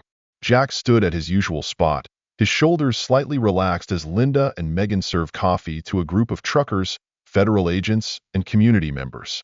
Final report from Washington, Harper said, approaching Jack and placing a thick folder in front of him. Morales took a plea deal. 30 years minimum, full asset forfeiture, and complete cooperation against the cartel. His testimony has already led to arrests in 3 countries. What about the Iron Fangs? Jack asked, though he already knew the answer. Completely dismantled, Harper replied, satisfaction glinting in her eyes. No one wants to wear their colors anymore. The few who avoided arrest are either informants or have disappeared entirely. Taylor approached, carrying a hefty file. Final numbers on asset seizures, he said, a hint of excitement in his tone. After processing, there's enough to establish a permanent task force and compensate every business and individual harmed by Morales' organization. Linda, standing nearby, smiled softly at the news. Does that include funding to fully renovate Flagstaffs? She asked with a playful edge. Though I think we should keep a few scars from the battle. They tell an important story. Outside, Sam Archer's voice crackled over the radio. More visitors arriving. Looks like truck stop owners from 3 other states. They're here for the Alliance meeting. The Alliance meeting, Harper explained, glancing out the window. They're establishing new security protocols and sharing information to ensure nothing like Morales happens again. Your little truck stop started a movement, she said, her voice laced with admiration. Megan brought over more coffee, pausing to take in the gathering crowd. It's hard to believe how much has changed, she said. A month ago, we were terrified. Look at us now. Ethan joined them, laptop in hand, displaying final intelligence summaries. The FBI just sent their analysis, he said, pointing to the screen. Morales' testimony has exposed cartel operations we didn't even know existed. This will cripple their network for years. Jack nodded, his gaze sweeping over the scene. Veterans chatted with federal agents, truckers swapped stories with local families. The fear that once gripped the community had vanished, replaced by a palpable sense of unity. Do you know what truly destroyed them? Jack said quietly, his voice steady. It wasn't the arrests or the asset seizures. It was showing people they could fight back. Every community they terrorized, every business they extorted. Now they're all standing up against them. Taylor glanced at his phone, scrolling through the latest updates. Just got word from Albuquerque, New Mexico, he said, a satisfied note in his voice. 3 more truck stops joined the Security Alliance. They're adopting everything we've done here. It's becoming a standard model, Harper added, her eyes lighting up as she skimmed through her papers. A way to combat organized crime through community action. The Justice Department is already developing training programs based on what happened at Flagstaffs. Linda approached, holding a sheet of paper, excitement evident in her expression. The governor is planning a visit, she announced. He wants to acknowledge the community's role in dismantling Morales' operation. Media requests are pouring in too.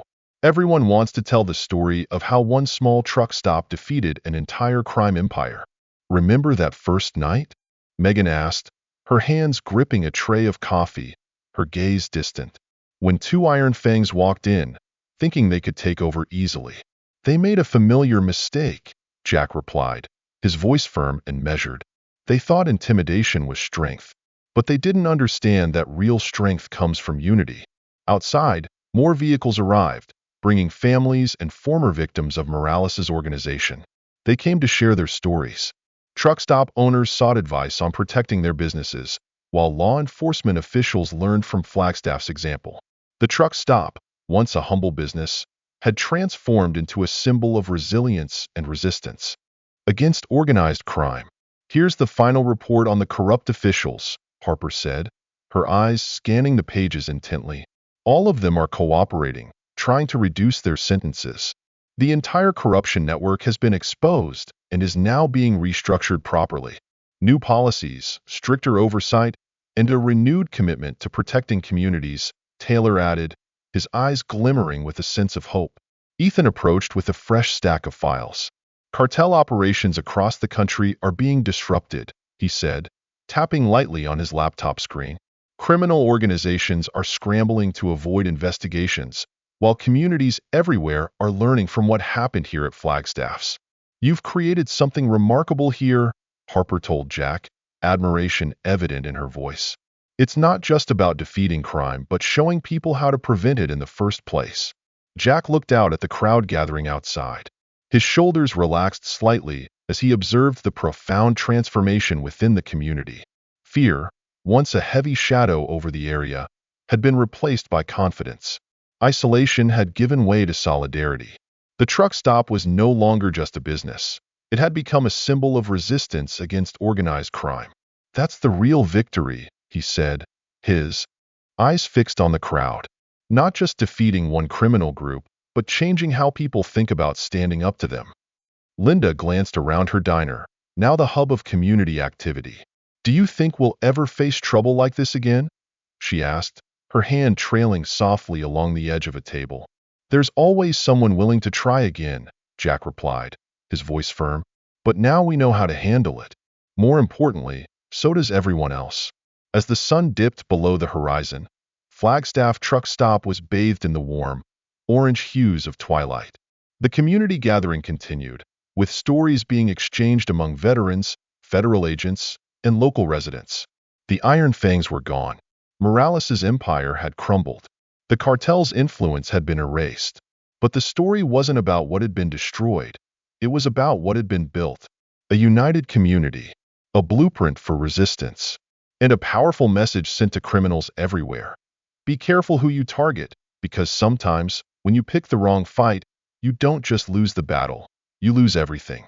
At his usual spot at the counter, Jack Caldwell, the veteran who had started it all, sat down and smiled. He ordered another cup of coffee. The fight was over, but Flagstaff's legacy would endure, inspiring other communities to stand up against threats and crime. Some battles find you, he thought, his eyes scanning the crowd. The only question is whether you're ready to fight.